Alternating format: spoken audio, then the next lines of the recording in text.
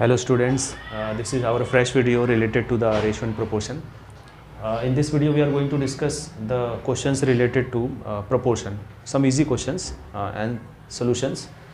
Okay, जैसे हमारे पास पहला क्वेश्चन है यहाँ पे जिस बुक को मैं प्रेफर कर रहा हूँ उसका एक्सरसाइज 13.2 है कि उसमें आपको जो शुरुआत के क्वेश्चंस हैं उसमें आपको बताना है कि आपकी मीन और एक्सट्रीम्स क्या होते हैं।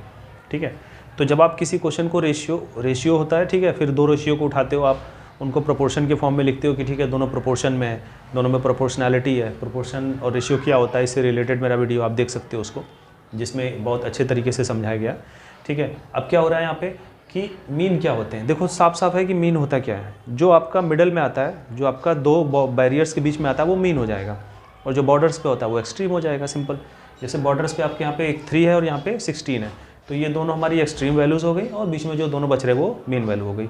अगर आपको कहे कि find out the mean and extremes, तो मीन आप लिख सकते हो 4, 12 एंड एक्सट्रीम्स आर 3, 16। ये आप लिख सकते हो, ऐसे लिख सकते हो इजीली। यहाँ पे जैसे मैंने यहाँ पे लिख दिया, मीन्स लिख सकते हो, means are 4, 12 and extremes is equal to 3, 16। ये इस तरह से आप आंसर लिख सकते हो। नेक्स्ट हमारा क्या है कि हमको जो है फाइंड आउट करना है कि आपका जो क्वेश्चन है, जो आपको गिवन है प्रोपोर्शन, वो प्रोपोर्शन में है कि नहीं है, ये हमको चेक करना है। तो उसके लिए हमको क्या करना होता है, तो सबसे पहले जो दोनों रेशियो होते हैं उन रेशियो को फ्रैक्शन के फॉर्म में लिख करके उनको आपको लोवेस्ट फॉर्म में लाना होता है। अगर आपके दोनों फ्रैक्शन बराबर होते हैं तो आपका प्रोपोर्शन में होता है वो रेशियो, अदरवाइज नहीं होता है। जैसे पहला क्वेश्चन मैंने उठाया हुआ है, 5:6 प्रोपोर्शन का साइन है 10:12। 5:6 तो दिख रहा है कि सिंपलेस्ट फॉर्म में है, 10 और 12 नहीं है। तो हमने इसको जब सॉल्व किया तो ये हमारा आ गया 5/6। तो साफ साफ दिख रहा है दोनों बराबर है, और obviously 5/6 will be equal to 5/6। तो आप यहाँ पे देख सकते हो, yes it is in proportion.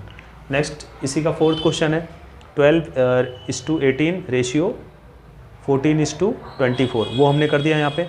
अब वो करने के बाद हमारा क्या हो रहा है कि 12/18 को जो हमने सॉल्व किया सिंपलेस्ट फॉर्म में, ये 12 और 18 आपका दिख रहा है, दोनों 6 के मल्टीपल हैं। 6 2 12, 6 3 18, 2/3 आ गया। ये 14 है, ये 12 है, ये 7 के दोनों तो हो नहीं सकते, दोनों 2 के दिख रहे हैं साफ साफ, 2 7 18 एंड 2 12 दिस। तो 7 और 12 में कोई रिलेशन नहीं है सेम मल्टीपल्स का। तो सिंपली यहाँ पे आ गया कि ये 2/3 आ गया, ये 7/12 आ गया। अब ऑब्वियसली ये दिख रहा है, ये दीज आर नॉट इक्वल। ऐसे आप लिख सकते हो, इक्वल टू का साइन लगा के आप उसको क्रॉस कर दोगे तो यहाँ पे आप सिंपली लिख सकते हो, no it is not in proportion. Okay, तो ये हमारा हो गया। ठीक है, इस तरह का क्वेश्चन अब हम कुछ और वीडियो देखेंगे, और कुछ और क्वेश्चन सॉल्व करेंगे। तो जो नेक्स्ट हमारा सेक्शन है उसमें हमको कोई एक वैल्यू मिसिंग होगी। ठीक है, प्रोपोर्शनल में क्वेश्चन आपका गिवन होगा और वैल्यू मिसिंग होगी, और हमको उसकी वैल्यू को फाइंड आउट करना है। ओके, तो हम इसमें बहुत सारे प्रोसेस होते हैं। ठीक है, रेशियो एंड प्रोपोर्शन का भी होता है, लेकिन हम लोग इसमें क्रॉस मल्टीप्लिकेशन एक नया टर्म है उसको जानेंगे, मतलब आपकी स्टैंडर्ड के अकॉर्डिंग। क्रॉस मल्टीप्लिकेशन क्या होता है, हम यहाँ लिखेंगे बाई क्रॉस मल्टीप्लिकेशन, बाकायदा लिखेंगे बाई क्रॉस मल्टीप्लिकेशन, थोड़ा सा लंबा है। बाई क्रॉस मल्टीप्लिकेशन हम ये साफ साफ लिखेंगे, और ये लिखने के बाद हम लोग क्या प्रोसेस करेंगे कि हम लोग जो है, तो बाई क्रॉस मल्टीप्लिकेशन में क्या करते हो आप, जो है न्यूमरेटर फर्स्ट वाले फ्रैक्शन के सेकंड वाले के डिनोमिनेटर से और उसी तरह से न्यूमरेटर के डिनोमिनेटर से मल्टीप्लाई करते हो। मैं इसको सिंबॉलिकली दिखा दे रहा हूँ, ऐसे आप करते हो, ये ऐसे जाता है, दोनों के बीच में मल्टीप्लाई का प्रोसेस चलता है, और उसी तरह से आपका ये जाता है, ऐसे मल्टीप्लाई का प्रोसेस चलता है।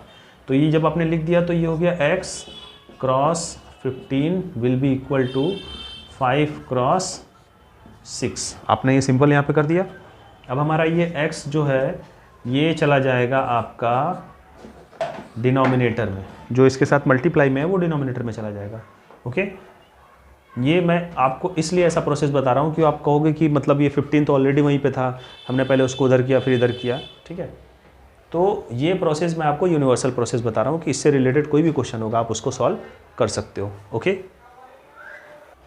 तो ठीक है, तो ये हमारा यहाँ पे हो जाएगा 5 1 जा 5, 5 3 जा 15, सिंपल, एंड 3 2 जा 6। फाइनली हमारा आ गया 2। जो हमारी x की वैल्यू आ गई वो हमारी कितनी आ गई, 2 आ गई। तो हम लोग यहाँ से लिख सकते हैं x is equal to 2 and then answer. तो इसी तरह से आप और भी क्वेश्चंस को सॉल्व कर सकते हो। ओके, तो हमारे जो कुछ और क्वेश्चंस हैं, जैसे एक क्वेश्चन है आपको रेशियो तो मान लो फाइंड आउट करना एक अलग चीज़ है, सिंपलेस्ट फॉर्म में हम लोग कर सकते हैं कि प्रोपोर्शनैलिटी में है कि नहीं है। अब एक क्वेश्चन है कि आपको प्रोपोर्शनैलिटी पहले से गिवन होगी, उसमें एक वैल्यू मिसिंग कर देगी। जैसे ये क्वेश्चन है कि एक कोई ऑफिस है, उसमें लेडीज़ और जेंट्स का जो रेशियो है वो 34:7 है। मीन्स 34 अगर लेडीज़ हैं तो 7 जेंट्स हैं। ओके, अब क्या हो रहा है कि नंबर ऑफ़ जेंट्स अगर गिवन है 28, तो हमको number of ladies find out करना है। तो एक वैल्यू मिसिंग है, तो यहीं से एक हिंट हमको क्या मिल रहा है कि सबसे पहले जो हमारा हिंट है कि 34:7, this denotes number of ladies and this denotes number of gents. Okay, या आप इक्वल टू का साइन ना लगा के यहाँ पे क्या कर दो, प्रोपोर्शनैलिटी का साइन लगा दो। ओके, नंबर ऑफ़ लेडीज़ आपको फाइंड आउट करना है तो वो एज्यूम कर लो, लेट इट बी x। ठीक है, let the number of ladies be x हमने यहाँ पे एज्यूम कर लिया। वो मैं यहाँ को आपको शॉर्टकट में दिखा रहा हूँ। तो 34:7 ratio proportion x to number of gents कितने हैं 28। क्लियर हो गया यहाँ से ये। अब हम पिछले क्वेश्चन पे वापस जाते हैं। जैसे हम लोग क्या करते थे, यहाँ पे चेक करते थे 34/7 will be equal to x/28, इस तरह से करते थे।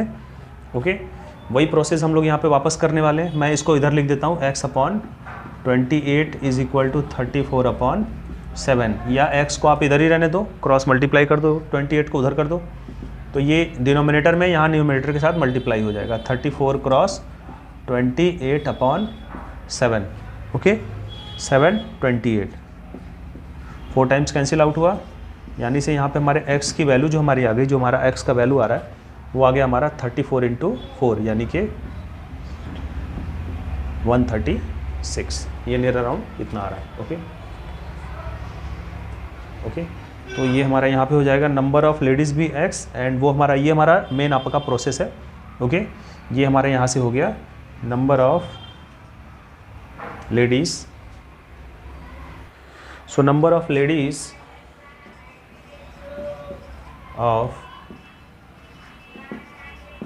Will be equal to 136। तो आई होप ये आपको अच्छा लगा होगा, आज ये टॉपिक समझ में भी आया होगा। अगर आपको कोई प्रॉब्लम है तो मुझे आप कमेंट कर सकते हो, ठीक है, या पर्सनली अगर आप मुझे जानते हो तो मैसेज कर सकते हो। ओके, तो thanks for watching and keep watching my videos.